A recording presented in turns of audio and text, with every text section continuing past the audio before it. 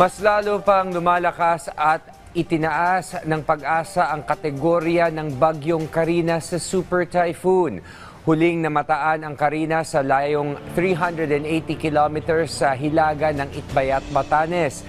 Taglay nito ang pinakamalakas na hanging umaabot ng 185 kilometers per hour or kph malapit sa gitna.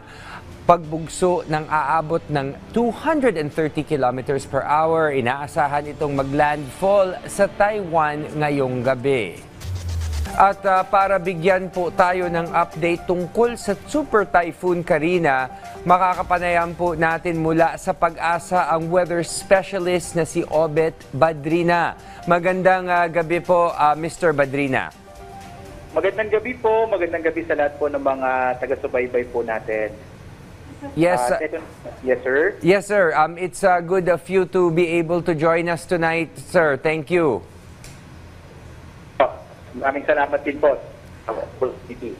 Okay, Sir Obet, inaasahan ang bagyo ay maglandfall sa Taiwan ngayong gabi. Pero maaari pa ba itong magbago ng direksyon?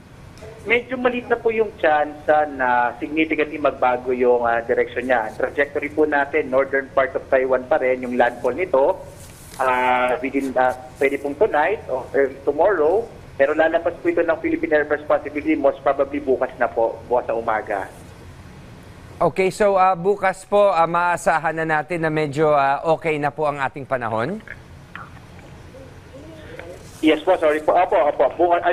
Bukas po, inaasahan na po natin na lalabas na po ito ng Philippine Air Responsibility at inaasahan din po natin na significantly mababawasan na po yung mga pag-ulan dito sa malaking bahagi po ng Luzon. Okay, Sir Obet, kasi kanina, no, actually, hindi natin inasahan nung para bang hapon pa ng Sunday, hindi na tumitigil ang ulan hanggang Monday, Tuesday. And of course, today, Sir, maraming nagko-compare itong bagyong Carina kay bagyong Ondoy. Sir, ano yung pagkakaiba or mga similarities niya?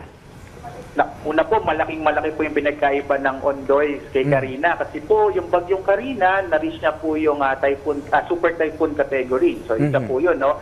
In terms of intensity, magkaiba po sila. In terms of track, magkaiba din po sila, no? Ang track po ng Ondoy, ito po ay binaybay po nito yung southern part of Luzon, kaya malaki din yung nag-i-epekto sa Metro Manila. Habang yung itong bagyong Carina, ito ay dumiretso naman sa Taiwan. So nakita po natin, una, intensity magkaiba, track magkaiba din po. Masasabi po natin na siguro yung kung medyo pareho man, panahon ng habagat nangyari ang dalawang bagyo po. No? So medyo mahirap po silang i-compare kasi magkaiba po talaga sila maliban sa pareho silang nangyari sa panahon ng habagat.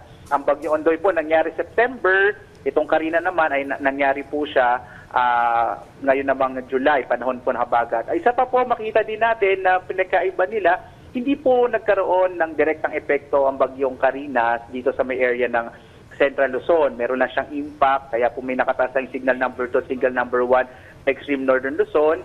Samantalang yung bagyong Ondoy po, marami po tayong nakataas na tropical cyclone wind signal, mga storm signal at that time sa Metro Manila, kasi nga po dumaan siya ng Metro Manila. So yun po yung ilan sa mga pinagkaiba po nila.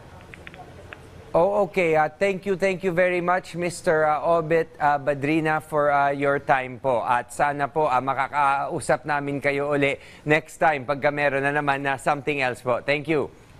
Maraming salamat po. Magandang gabi po sa inyong lahat.